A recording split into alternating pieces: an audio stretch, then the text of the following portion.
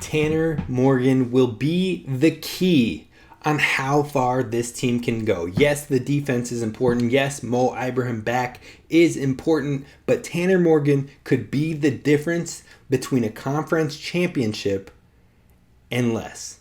We'll talk about it on today's episode of Locked On Golden Gophers. Hey, you are Locked On Golden Gophers. No matter what we're going to do here, we're just going to keep rowing. Your daily podcast on the Minnesota Golden Gophers. However it turns out, we're just going to keep rowing.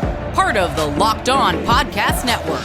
Your team every day. We're just going to keep rowing, and keep rowing.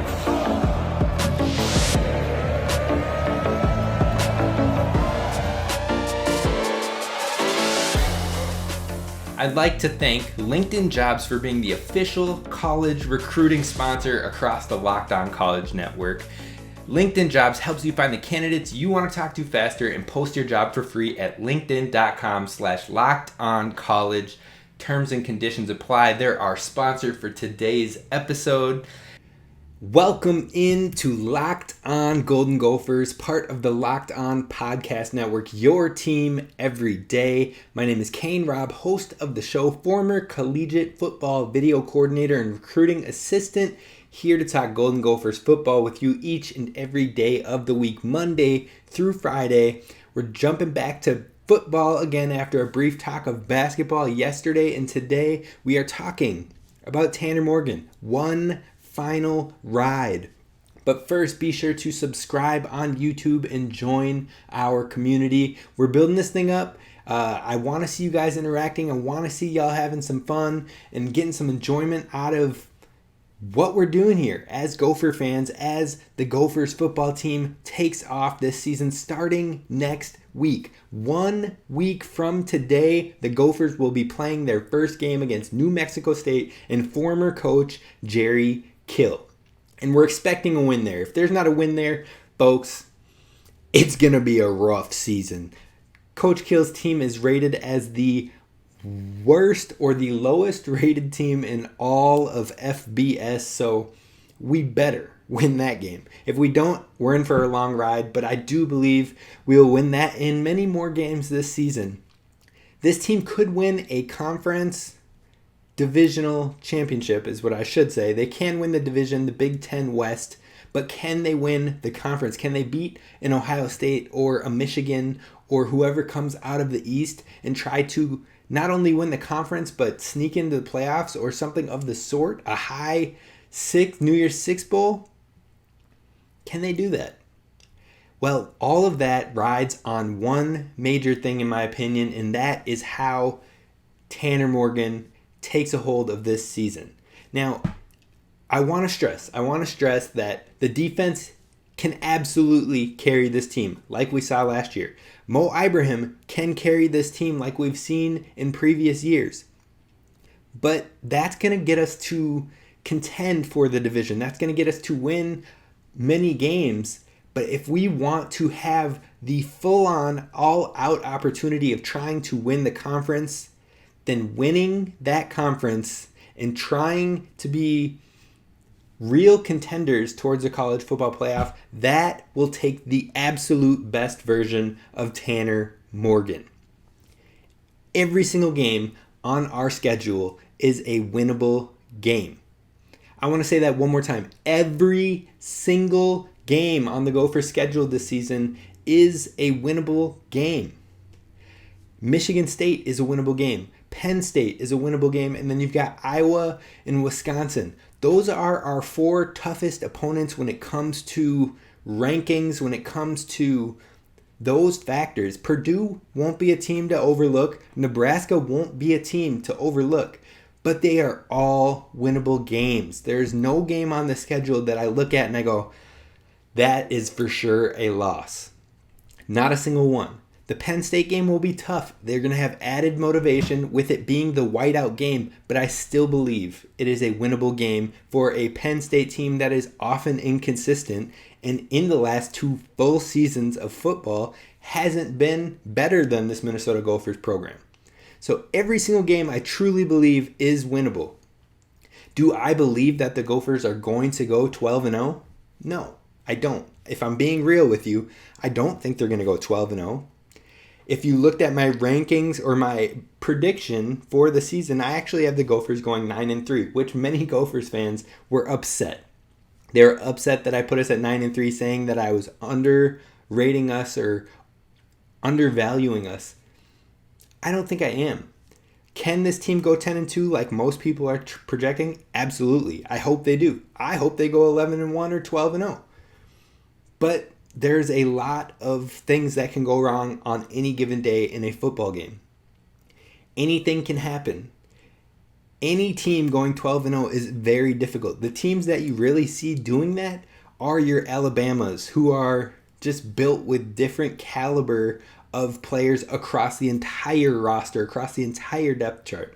Those are the teams that are consistently pulling off undefeated seasons. Can a team get one that isn't built like that? Yeah, we saw Cincinnati play rockstar last year, make a college football playoff.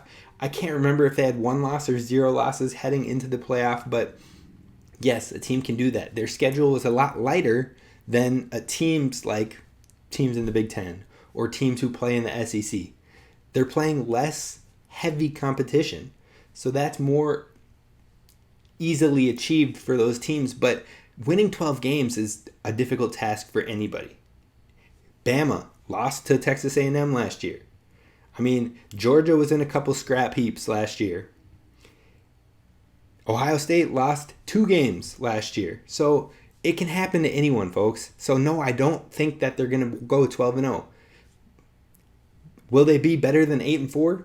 Most likely. Honestly, I would be fairly shocked if they finished worse than 8-4. So to me, anywhere between 8-4 and 12-0 is a possibility. And then you're just looking at what is the most likely. I put us at 9-3, but I would not be surprised if we're 10-2. I would not. That being said, this Gophers roster has the winningest quarterback in program history at the helm to add to his win totals and extend that winningest title. Forget the negatives, but also don't overreact to the positives. But be like that quarterback himself, keeping a calm mind, a humble approach, and a next play, game-by-game mentality. That is how we get to a double-digit win season. Calm mind, humble mentality, next play, game-by-game. We don't have to rely on Tanner to win every game. We don't have to put it all on his back, which is a nice thing for the quarterback, to not have all of the weight on his shoulders, but he always takes the blame, which isn't necessarily fair, which is why a lot of Gopher fans probably soured on him in the last 2 years, because he's been here for a long time and he was in a poor offensive system, and so he didn't look as good as 2019, and so people have soured and tired. But people sour and tire on NFL stars all the time. Patrick Mahomes has been taking more heat than normal after his first few seasons. Now Josh Allen is the golden child. Now Justin Herbert is the golden child. They'll probably take their lumps in the future years to come too, because people get sick of the same old, same old. Even Tom Brady gets his fair share of criticism, even though he's the most winningest quarterback in NFL history. So what I'm saying is, don't let the fatigue drag you down, but appreciate what Tanner brings to this team.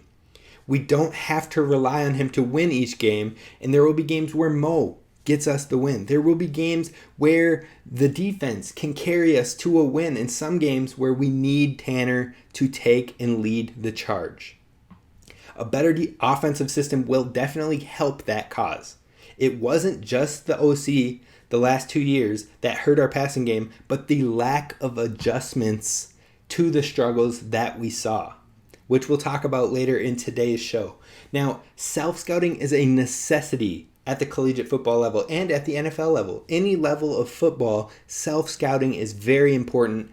You have to know where your opponent is trying to expose you, and it didn't seem like that was happening with our offense under Coach Sanford when it came to the passing game. So moving forward, I believe there are 3 things that will help Tanner Morgan elevate this team personally. And we're going to talk about that next. But first, a message from our friends over at LinkedIn Jobs, because as the fall is approaching, and it is almost here, we're literally, next week is September. Next week when the Gophers play their first game, it is fall. It is September.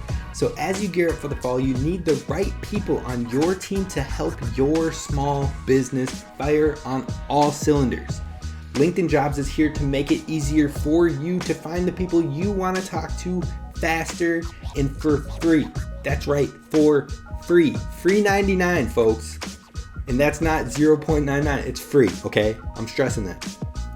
All you gotta do is head over to LinkedIn Jobs and you can create a free job post within minutes on LinkedIn Jobs to reach your network and beyond on the world's largest professional network of over 810 million people. Then you add your job in the purple hiring frame to your LinkedIn profile to spread the word that you're hiring so your network can help you find the right people. You can use tools like screening questions to make it easier for you to focus on candidates that are right for you with the right skills, the right experience, so you can quickly prioritize who you'd like to interview and hire.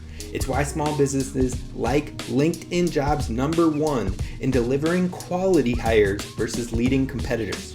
So LinkedIn Jobs helps you find candidates you want to talk to faster, and every week nearly 40 million job seekers visit LinkedIn. Post your job for free at linkedin.com/lockedoncollege. Again, that's linkedin.com/lockedoncollege to post your job for free. Terms and conditions apply. All right, so we are jumping back into it, and we're talking about the 3 keys to unlocking Tanner Morgan this season. First off, thank you so much for listening to Locked On Golden Gophers and making us your first listen for Gopher sports each and every day of the week. I appreciate it. But let's jump in. 3 keys to unlocking Tanner Morgan. The first is clean gameplay, taking care of the ball. Now, Tanner has done relatively well with this. He's had low interception percentages for the most part. He's kept it under double-digit interceptions in every season he's played. But we need it to be even better. We need it to be even cleaner. And so looking at big-time throws versus turnover-worthy plays, we have to take a step up in that category. Big-time throws are a pass with excellent ball location and timing, generally thrown further down the field or in a tighter window. So that's what a big-time throw is. And in 2019, he had 15 big-time throws. 2020, 9 big-time throws. But again, that was a 7-game season.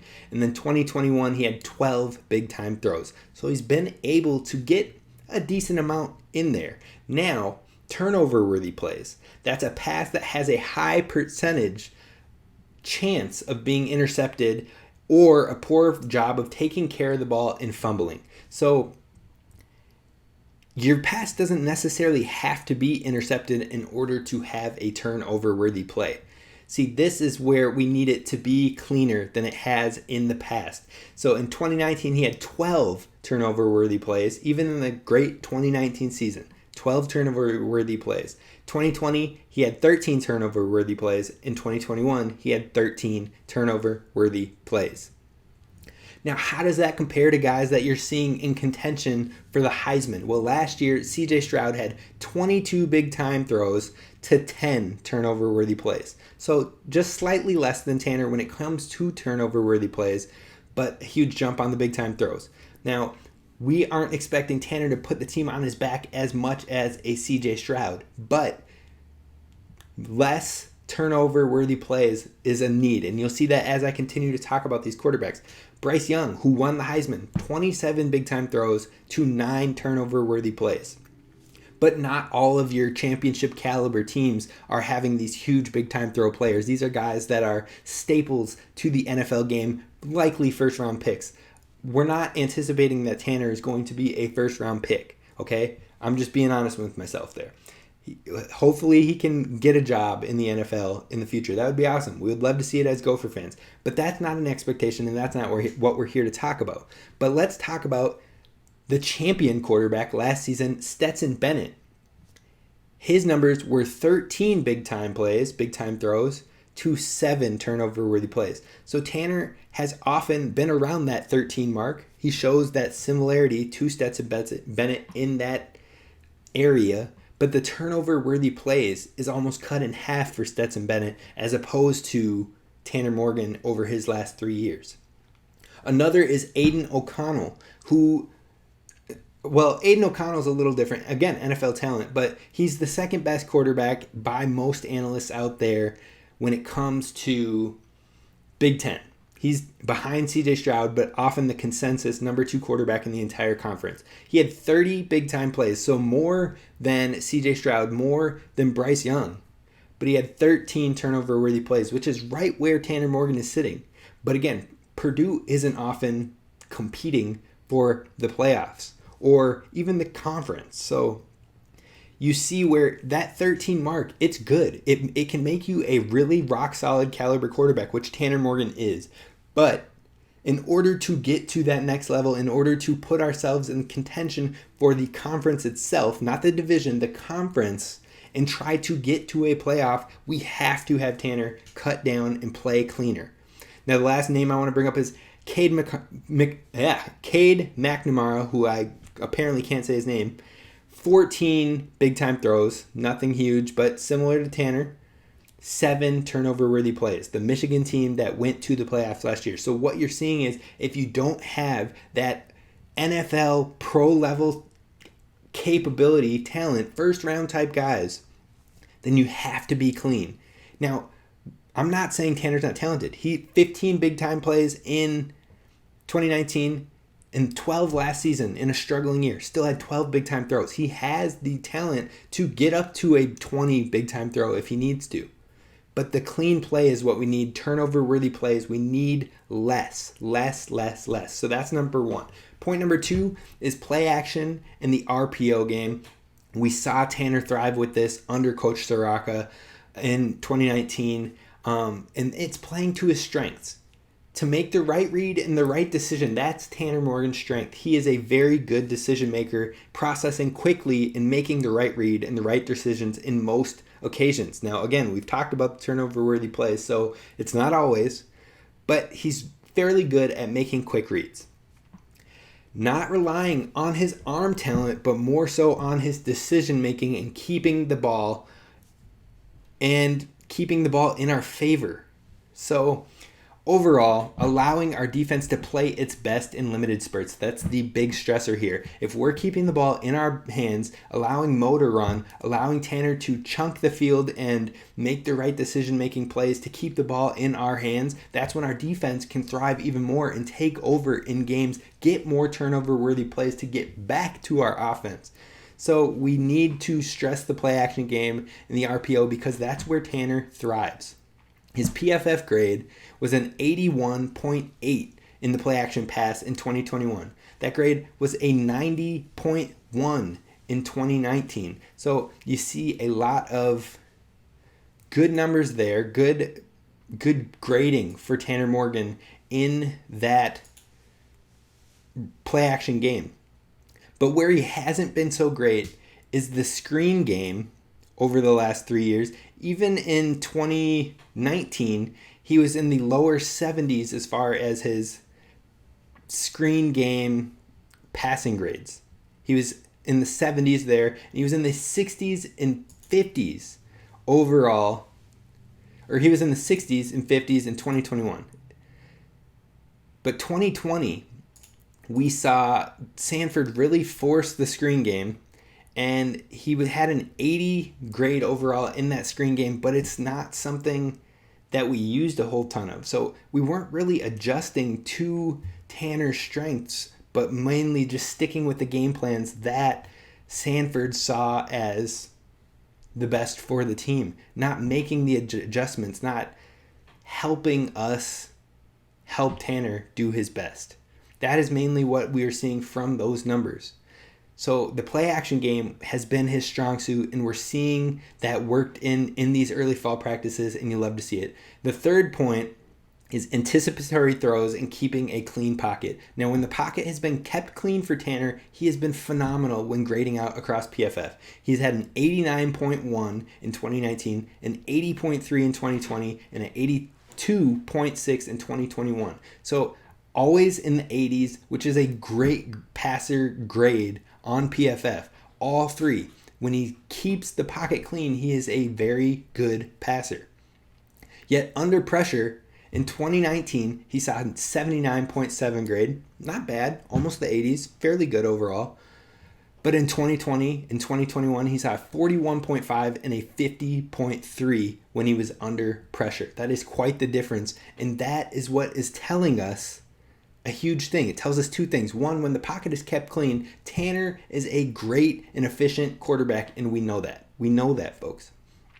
But what it tells us is Sanford's system did not have enough safety measures or check down options when the pressure collapsed. Ciarrocca, on the other hand, had a system that addressed the issue, had checkdowns that were within the quarterback's line of sight to check down when there was heavy pressure, and we saw that better grade. So expect that type of offense to come back and help Tanner thrive. That is going to be a major key, is keeping the pocket clean and having good options when it's not. And the anticipatory throws are just a bonus when it comes to Tanner, because that is an NFL trait, is anticipatory throws, which Tanner is very good at. We've talked about that in the past.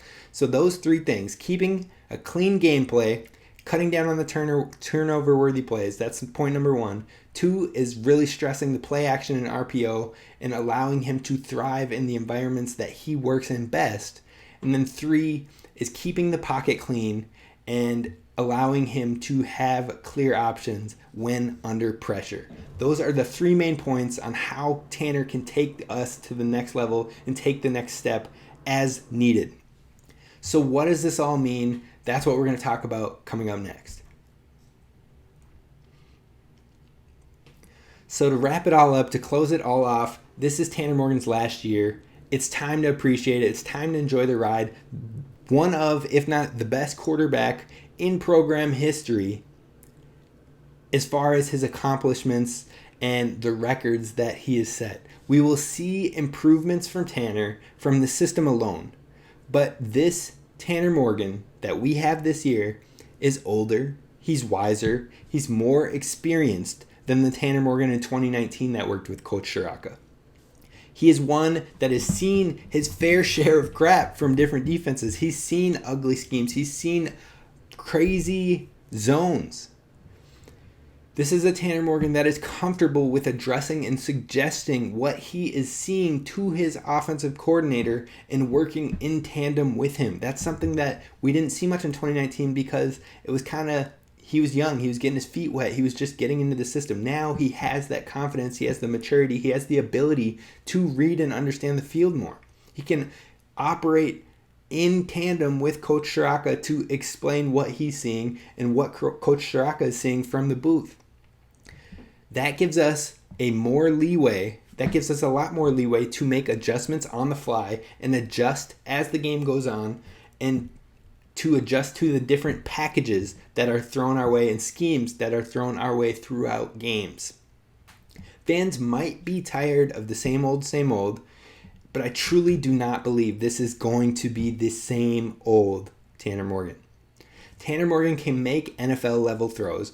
Now, that's not me crowning him as an NFL level player, but he can throw guys open, and the way he can throw guys open and thrive at all three levels is not seen by all quarterbacks across the conference. In fact, it's probably not seen by quite a variety of the conference quarterbacks in the Big Ten. When Tanner is at his best, he can be a top 4 quarterback in this conference. He can be. He has the ability to be a top 4 guy. He's not going to outdo Stroud. He's not going to outdo Aiden O'Connell. He's probably not going to outdo Tua's brother at Maryland. But I think he can be right in that conversation with Cade over at Michigan, with Peyton Thorne at Michigan State, and with Sean Clifford at Penn State. He can be right in the conversation with those guys. We just need him to be at his best in the moments that call for it. That's going to do it for us on today's episode of Locked On Golden Gophers. If you enjoyed the show, let me know down below. I appreciate you. Hit subscribe on YouTube, and we'll talk tomorrow about Mo Ivan.